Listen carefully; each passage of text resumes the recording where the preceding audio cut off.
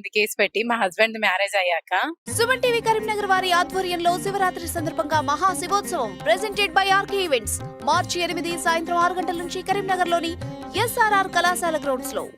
Case పెడితే ఎక్కడ కూడా నాకు సరిగా పట్టించుకోలే, ఏవి ఎవిడెన్స్ లేవని. నాకు ఇక్కడ సెక్కి సెంటర్ లో కూడా వచ్చాను, అక్కడ కూడా నాకు ఏం న్యాయం జరగలేదు. కానీ వాళ్ళ దగ్గరకు వచ్చాక కూడా వాళ్ళు రిక్వెస్ట్ చేశారు చేసే కాడికి. దాని తర్వాత నేను మియాపూర్ పోలీస్ స్టేషన్ కి వెళ్ళాను. మళ్ళీ వెళ్తే వాళ్ళు ఎవిడెన్స్ అడిగారు, మ్యారేజ్ అయినట్లు సర్టిఫికేట్ తీసుకురా అన్నారు. వాళ్ళు వచ్చి కూడా అక్కడ మియాపూర్ పోలీస్ స్టేషన్ వాళ్ళు వచ్చి కూడా మా ఇంటి దగ్గర ఇన్క్వైరీ చేశారు, వీళ్ళు ఎన్ని రోజుల నుంచి ఇక్కడ ఉంటున్నారని. వాళ్ళు ఉన్నారు ఇక్కడ, అబ్బాయి బెంగళూరు జాబ్ వచ్చిందని ప్రాపర్స్ మీద వెళ్ళాడు, వస్తుండే పోతుండే అని కూడా చెప్పారు. ఫస్ట్ ఇక్కడే ఉండేటోడు, జాబ్ వచ్చిందని అక్కడికి వెళ్ళారని మా ఇంటి ఓనర్స్ కానీ ఆ ఉన్న గల్లీలో అందరూ కానీ చెప్పారు. చెప్పాక అమ్మ నువ్వు చెప్పింది కరెక్టే అని నాకు మళ్ళీ పోలీస్ స్టేషన్కి వెళ్ళాక అక్కడ కూడా చెప్పారు వాళ్ళు. కానీ ప్రూఫ్ అయితే కంపల్సరీ కావాలి, తాళి కట్టినట్టు ఒక వీడియో అయితే ఉండాలి, లేకపోతే సర్టిఫికేట్ అయినా ఉండాలి, అది ఉంటేనే కోర్టులో చెల్లుతుందని వాళ్ళు అన్నారు. అన్నాక ఆయన రాసిన నాకు ఒక పోలీస్ స్టేషన్ ముందు ఒకసారి బాండ్ పేపర్ రాశాడు. అక్కడ కేసు అయ్యాక నేను నీతో ఉన్నట్టుగా బాండ్ పేపర్ రాస్తున్నా రాధిక. కేసు అయ్యాక సుమన్ టీవీకి వెళ్ళాను. సుమన్ టీవీ తరఫు నుంచి నాకు సపోర్ట్ దొరికింది, నేనే వెళ్ళాను అక్కడికి. నాకు ఎక్కడ సపోర్ట్ దొరకక సుమన్ టీవీ వల్ల నేను అక్కడికి వెళ్ళాక నాకు సాయం చేయాలని సుమన్ టీవీని అడిగాను. అడిగితే వాళ్ళు నా ప్రాబ్లమ్స్ చేసుకొని నాకు హెల్ప్ చేయడానికి ముందుకు వచ్చారు. వాళ్ళ వల్ల నేను ఛానల్ రిలీజ్ అయ్యాక వాళ్ళ ఊరు పెద్ద మనుషులతోని మా హస్బెండ్ మా మావయ్య ఇద్దరు పిలిపించి ఛానల్కి వెళ్ళొద్దు అమ్మాయి రమ్మనని గంగిపల్లికి పిలిచారు. 10 days తర్వాత పిలిచాక నేను గంగిపల్లి వచ్చాను. నాకు భయం వేసింది వాళ్ళు కొడతారని, నేను వాళ్ళ ఇంటికి వెళ్ళలేదు. అలా కమిటీ హాల్ కుల సంఘానికి వెళ్ళాను, గౌడ్స్ కుల సంఘానికి. వెళ్ళాక అక్కడ మా హస్బెండ్ మా మావయ్య ఇద్దరు వచ్చారు, కుల పెద్దలు కూడా వచ్చారు.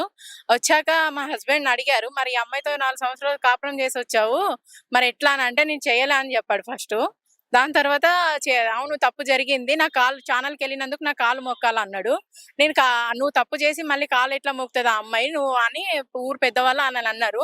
అమ్మాయిని తీసుకెళ్ళాలి, అమ్మాయిని అయితే ఇట్లా చేయొద్దు మీరు అన్యాయం. కానీ ఊరు వాళ్ళు వాళ్ళ ఇంటి దగ్గర మా హస్బెండ్ ఒప్పుకున్నాక ఇంటి దగ్గరికి తీసుకొని వెళ్ళారు అందరు కలిసి. తీసుకెళ్ళాక మా మావయ్య నా మీద ఇది చస్తేనే పీడ ఇరుగడవుతుందని కర్ర తీసుకొని నా మీద దాడి చేశాడు. దీన్ని తగలబెట్టేసేయాలి ఎట్లయినా, దీని వల్ల మొత్తం ప్రాబ్లమ్స్ వస్తుందని నా మీదకి అందరికి దాడి, వాళ్ళు మా ఆడపడుచు, మా అత్తమ్మ, మా బావ, మా హస్బెండ్ మొత్తం ఫ్యామిలీ నా మీద కుట్టారు. అంతలోపే మా ఊరు పెద్దవాళ్ళు అంతా వచ్చి అమ్మాయిని అట్లా ఎందుకు కిష్ణల్ బస్ తగలేయండి అంటే అమ్మాయిని అట్లా ఎందుకు కొడుతున్నారని వాళ్ళు చెప్పంగా వీడియోలు తీస్తుండగా అప్పటికి ఫోన్లు అవన్నీ తీసుకొని పలగొట్టి నన్ను ఫుల్గా కొట్టేసి ఎట్లా పడితే అట్లా చీర లాగడం అది ఇది చేశారు. నేను అక్కడే కూర్చున్నాను. నాకు దాడి జరిగినా కూడా కానిస్టేబుల్ వచ్చాడు.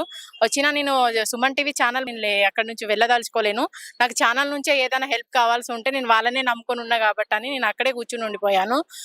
కానిస్టేబుల్ వచ్చాడు, వచ్చి హాస్పిటల్కి తీసుకెళ్తాను అంబులెన్స్ పిలువంటే నేను లేవలేకపోయాను. నాకు ఛానల్ వచ్చే వరకు నేను లేవనన్నాను. ఎందుకంటే అన్ని విధాలుగా సాయం చేసేది నాకు ఛానల్ కాబట్టి నేను ఛానల్ని ఎక్కువ నమ్ముకొని అక్కడ కూర్చోవాల్సి వచ్చింది. నేను వెళ్ళలేకపోయాను. దాని తర్వాత మా తోటి కోడలు కూడా నాతో పాటు వచ్చి అక్కడ ధర్నా చేసింది. చేశాక వాళ్ళు ఏమంటున్నారంటే ఏం చేసినా ఏం ధర్నా చేసినా కోర్టుకి వెళ్ళినా ఎక్కడికి వెళ్ళినా మీకు న్యాయం కాదు, ఏం చేసుకున్నా కూడా మీరు ఏం చేసుకుంటారో చేసుకోండి, ఏ మీడియా ఏం చేయలేదు, ఏ పోలీసు వాళ్ళు ఏం చేయలేరు, మేము ఎక్కడ పడితే అక్కడ డబ్బులు కట్టామని మా మీదనే ఉల్టా ధర్నాకు మాటలు మాట్లాడుతున్నారు వాళ్ళు. ఇక నేను ఇప్పుడు ఫస్ట్ పెళ్లి చేసుకున్నా, సెకండ్ పెళ్లి చేసుకొని 2 సంవత్సరాలు అవుతుంది. నాకు ఏ కోర్టు ఏం చేసింది అన్నట్టుగా మా బావ వాళ్ళని అందరూ మాట్లాడారు. నేను అక్కడే కూర్చున్నా. 6 వరకు అందరు బయట నుంచి వచ్చి ఇంటర్వ్యూలు తీసుకున్నారు. పోలీసు వాళ్ళు 6 o'clock వచ్చి నన్ను తీసుకెళ్లి నువ్వే వాళ్ళ ఇంటి దగ్గర ధర్నా చేశారు కదా అని అన్నారు. అంటే లేదు సార్ నేను వాళ్ళ మీద ఏం ధర్నా చేయలేదు అన్నా. లేదమ్మా నువ్వే చేసావు అన్నట్టుగా మాట్లాడారు వాళ్ళు. నేను అక్కడ నుంచి ఇంకా పోలీస్ స్టేషన్కి వెళ్ళాక నా మీదే కేసు చేస్తా అన్నారు. నాకు నమ్మకం అనిపించలేదు. టీవీ వాళ్ళు వచ్చారు, ఇంటర్వ్యూ ఇచ్చేసి నేను హైదరాబాద్ వాళ్ళు కానిస్టేబుల్ వాళ్ళు వచ్చి హైదరాబాద్ నన్ను పంపించారు. నేను అక్కడ నుంచి మళ్ళీ సుమన్ టీవీ ఆఫీస్కి హైదరాబాద్ వెళ్ళాను. వెళ్ళి నా ప్రాబ్లమ్స్ ఇట్లా చెప్పాను. సుమన్ టీవీ వాళ్ళు సార్ వాళ్ళకి కాల్ చేసి lawyer Allam Nagaraj sir, Ramulamma madam, Chowdary madam వాళ్ళందరూ నాకు చాలా సపోర్ట్ గా హెల్ప్ చేశారు. చాలా టైం స్పెండ్ చేశారు వాళ్ళు నా గురించి. ప్రతిదీ వాళ్ళు నాకు ఏదున్నా సపోర్ట్ గా ఉంటున్నారు. నేను అక్కడికి వెళ్ళాక పోలీసు వాళ్ళకి కాల్ చేశారు. హన్మకొండ పోలీస్ వాళ్ళకి సార్ వాళ్ళు సుమన్ టీవీల నుంచి కాల్ చేసి వాళ్ళు గట్టిగా మాట్లాడారు, అమ్మాయికి సరైన న్యాయం చేయాలని. సుమన్ టీవీ వాళ్ళు గట్టిగా మాట్లాడినందుకు నాకు ఈరోజు సరైన న్యాయం జరిగింది. నేను కోర్టుకు వచ్చాను. నా మీద ఎవరైతే మా అత్త మామ వాళ్ళు దాడి చేశారో వాళ్ళు ఈరోజు కోర్టులో అరెస్ట్ అయ్యారు. నేను కోర్టు దగ్గరకు వచ్చాను. నగర్ సుమన్ టీవీ వాళ్ళకి ధన్యవాదాలు, చాలా హెల్ప్ చేశారు నాకు. హైదరాబాద్ సుమన్ టీవీకి కూడా ధన్యవాదాలు. Thank you sir. మళ్ళీ ఇంకొకటి సరైన న్యాయం చేసినందుకు మణికంఠ పోలీస్ వాళ్ళకు కూడా నేను ధన్యవాదాలు తెలుపుతున్నాను. కొంచెం అయితే న్యాయం జరిగింది. ఇంకా నా హస్బెండ్ ది బాకీ ఉంది. 4 years నాతో కాపురం చేశాడు కాబట్టి నా హస్బెండ్ ని నేను వదులుకోవద్దు అనుకుంటున్నా. కోర్టు వాళ్ళు కూడా సరైన న్యాయం చేస్తున్నారు. ఇంకొకటి అయితే నాకు నా హస్బెండ్ నా దగ్గరకు వచ్చేదాకా నేను ఇంకా పోరాటం ఇలాగే చేస్తూ ఉంటా. నాకు జరిగిన అన్యాయం ఇంకా ఏ ఆడపిల్లకు జరగొద్దు. సుమన్ టీవీ వాళ్ళందరూ కూడా నాకు చాలా సపోర్ట్ గా ఉన్నారు. నేను సుమన్ టీవీ ద్వారానే నేను ముందుకు వెళ్తున్నా. ఇంకా నాకు న్యాయం జరగాలి, నా హస్బెండ్ నా దగ్గరికి రావాలి, చేసిన తప్పు ఒప్పుకోవాలని. ఆ కోర్టు కూడా సపోర్ట్ చేసింది. కోర్టు సరైన తీర్పు ఇస్తుందని నేను ఆశిస్తున్నాను. నాకు జరిగిన నష్టానికి, వాళ్ళు చేసిన అన్యాయానికి కోర్టుకి అయితే నేను ఒకటే ఆశించగలుగుతున్నాను, అన్యాయంకి సరైన తీర్పు ఇస్తుందని.